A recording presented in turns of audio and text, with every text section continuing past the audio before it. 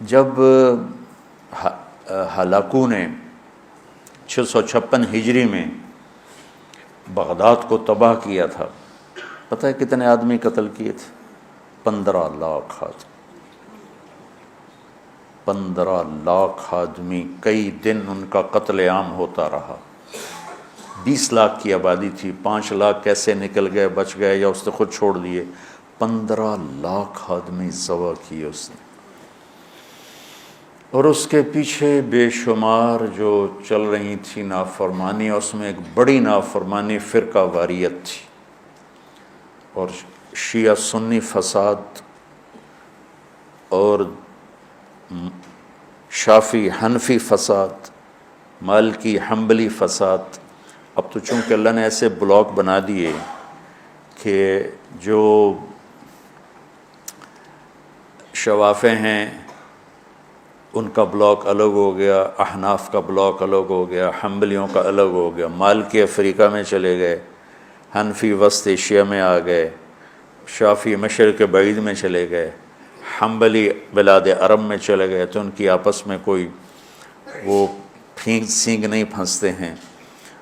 لیکن چونکہ شیطان نے تو محنت کرنی ہے، تو اہل السنت والجماعت ہو کر آپس میں اتنے لڑائیاں ہیں، اور مختلف جتنے بھی مکاتب فکر ہیں سب کے آگے مختلف مکاتب فکر ہیں، اور وہ آپس میں نفرتوں تک پہنچے ہوئے ہیں اور بغض تک پہنچے ہوئے ہیں۔ یہی حال بغداد کا تھا، یہی حال بغداد کا تھا۔ اللہ مجھے بڑے بول اور دعوے سے بچائے۔ بچوں، تاریخ پڑھے بغیر دین سمجھ میں نہیں آتا پوری طرح۔ آدمی عبرت نہیں لے سکتا، سبق نہیں لے سکتا، صرف فقہ میں گم ہو کر ایک عجیب قسم کی وہ مخلوق بن جاتا ہے۔ پورا قرآن سامنے ہو، پوری نبی کی سیرت سامنے ہو، تاریخ سامنے ہو، تو فیصلہ کرنا آسان ہوتا ہے۔ بغداد کو تحت کر دیا ہلاکو خان نے، کہ اس کے پیچھے بڑا سبب یہ آپس کے روزانہ مناظرے ہوتے تھے۔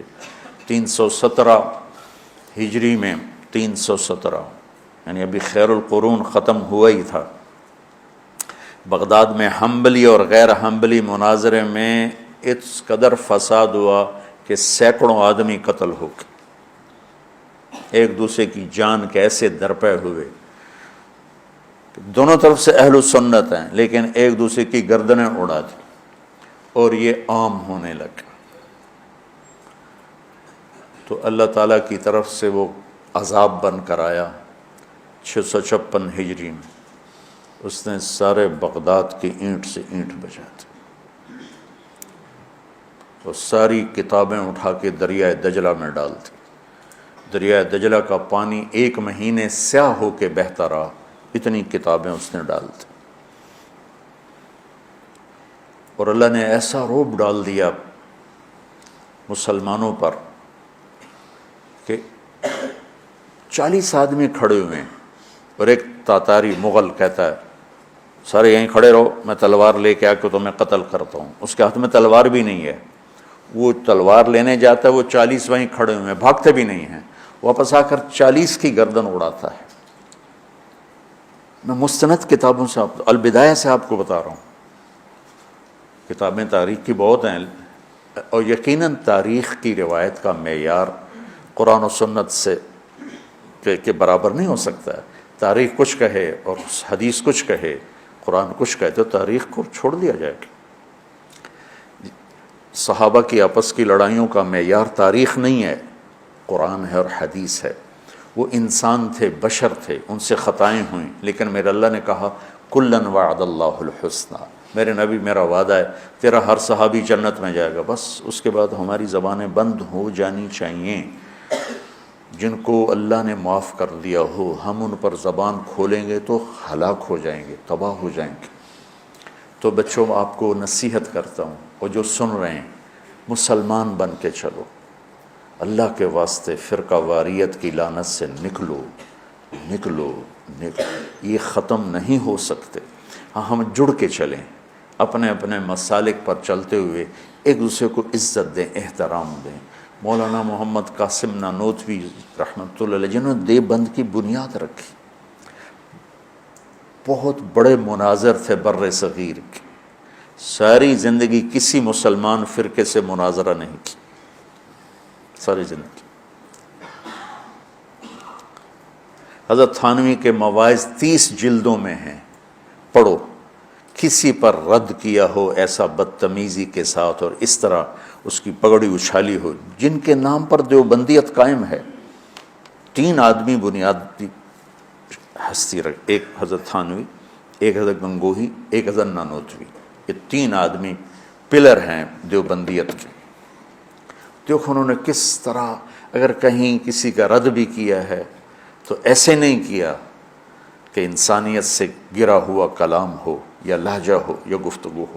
اور مولانا قاسم صاحب رحمۃ اللہ علیہ نے ساری زندگی کسی مسلمان فرقے سے مناظرہ نہیں، ہندو سے کیا، سکھوں سے کیا، دہریوں سے کیا، عیسائیوں سے کیا، نیچریوں سے کیا، لیکن کسی مسلمان فرقے کے خلاف آپ نے مناظرہ نہیں کیا۔ تو میں تمہیں نصیحت کرتا ہوں، امت پہلے ٹوٹی پڑی ہے، دین کا کام کرنا ہے تو وہ کرنا جو تبلیغ والے کر رہے ہیں، کہ سب کو جوڑ رہے ہیں، سب کو محبت کا پیغام دے رہے ہیں۔ اگر منفی کام کرنا ہے تو گھر بیٹھ جانا یا ہم سے تعلق توڑ دینا، ہماری نسبت ہمیں واپس کر دینا، پھر جو تمہاری جی میں آئے کرتے رہنا۔ میں تمہیں مثبت کردار میں دیکھنا چاہتا ہوں۔ تو بچوں، تھوڑی سی زندگی ہے، نفرتیں نہ پالو، بغض نہ پالو، حقارتیں نہ پالو۔ کسی کو اگر غلط راستے پہ تم دیکھ رہے ہو تو اس سے بچانا ضروری ہے، اس سے نفرت کرنا۔ میرے نبی نے کتنے پتھر کھائے طائف والوں سے، کتنے پتھر کھائے۔ خود میرے نبی نے فرمایا کہ مجھے سب سے زیادہ تکلیف طائف والوں نے پہنچائی۔ تو جب ان کے لیے اجازت آ گئی کہ حکم دیں ان کو پیس کے رکھ دیں، تو فرمایا نہیں یا اللہ، شاید ان کی نسلوں میں کوئی کلمہ پڑھ لے۔ کتنی بڑی سیرت ہمارے سامنے موجود۔ آپ تو کہتے ہیں یا اللہ پیس دیں ان کو۔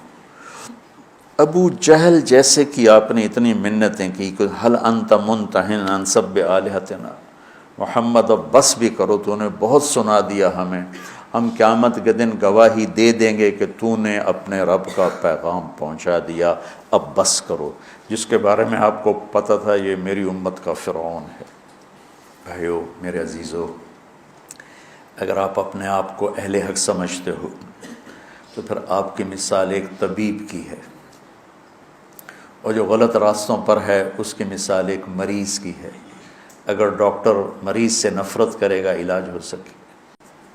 وَاعْتَصِمُوا بِحَبْلِ اللَّهِ جَمِيعًا وَلَا تَفَرَّقُوا وَاذْكُرُوا نِعْمَةَ اللَّهِ عَلَيْكُمْ إِذْ كُنْتُمْ أَعْدَاءً فَأَلَّفَ بَيْنَ قُلُوبِكُمْ فَأَصْبَحْتُمْ بِنِعْمَتِهِ إِخْوَانًا وَكُنْتُمْ عَلَى شَفَا حُفْرَةٍ مِّنَ النَّارِ فَأَنْقَذَكُم مِّنْهَا كَذَلِكَ يُبَيِّنُ اللَّهُ لَكُمْ آيَاتِهِ لَعَلَّكُمْ تَهْتَدُونَ۔ اس میں اللہ تعالیٰ فرما رہے ہیں کہ اللہ کی رسی کو مضبوطی سے پکڑو اور آپس میں فرقہ واریت کا شکار نہ ہو۔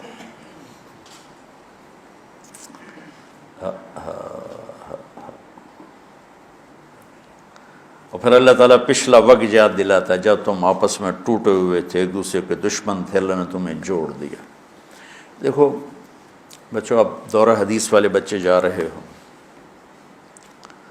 اللہ کے نبی نے 4 دعائیں مانگی، مسجد اجابہ، اب وہ حرم میں شامل ہو گئی، توڑ دیا اس کو۔ مدینہ میں، یا اللہ میری امت پہ تیرا ایسا عذاب نہ آئے جو انہیں ختم کر دے، اللہ نے کہا قبول ہے۔ یا اللہ ان پر کوئی زمینی ایسا عذاب نہ آئے جو انہیں ختم کر دے، اللہ نے فرمایا قبول ہے۔ یا اللہ ان پر کوئی دشمن ایسا نہ آئے جو انہیں مٹا دے، اللہ نے فرمایا قبول ہے۔